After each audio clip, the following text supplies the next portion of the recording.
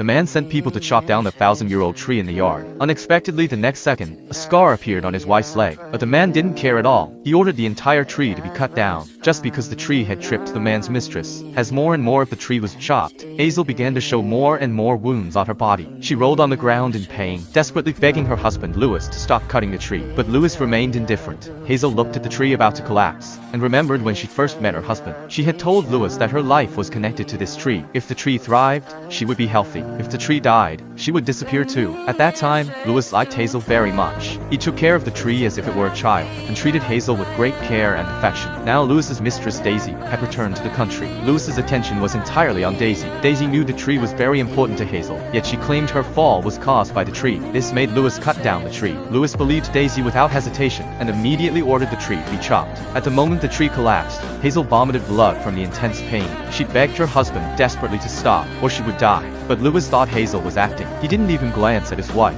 Coldly, he walked away holding Daisy. Hazel watched her husband's departing figure, and suddenly realized a cruel truth. Louis didn't doubt she would die. He simply no longer loved her, so he didn't care about Hazel's life or death. The moment the 1,000-year-old tree died, young Hazel instantly grew white-haired. She had originally been a celestial goddess. Her soul had once resided in this great tree, because Louis's ancestors had built a house for her and protected the tree. To repay them, Hazel had been guarding the Louis family, making them prosperous and enduringly thriving. Years later, the ancestor was reincarnated as Louis.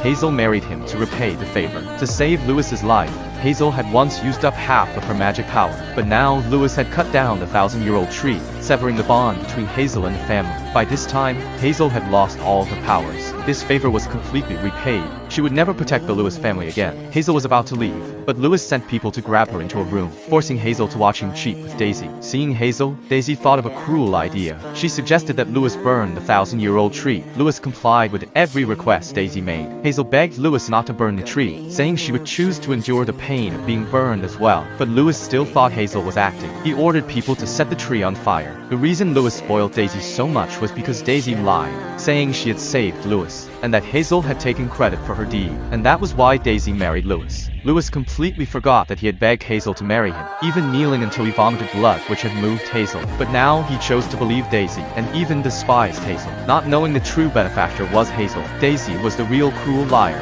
Under Daisy's instigation, Louis kept tormenting Hazel, until Hazel was on the verge of death. Only then did Louis feel panic. Hazel said in despair that her biggest regret was marrying Louis. After saying this, she closed her eyes. No matter how Louis called, Hazel did not wake again. Suddenly, a fierce wind blew. Countless green leaves floated in, circling Hazel. At that moment, Louis understood everything, but it was too late. The green leaves carried Hazel away, and she vanished.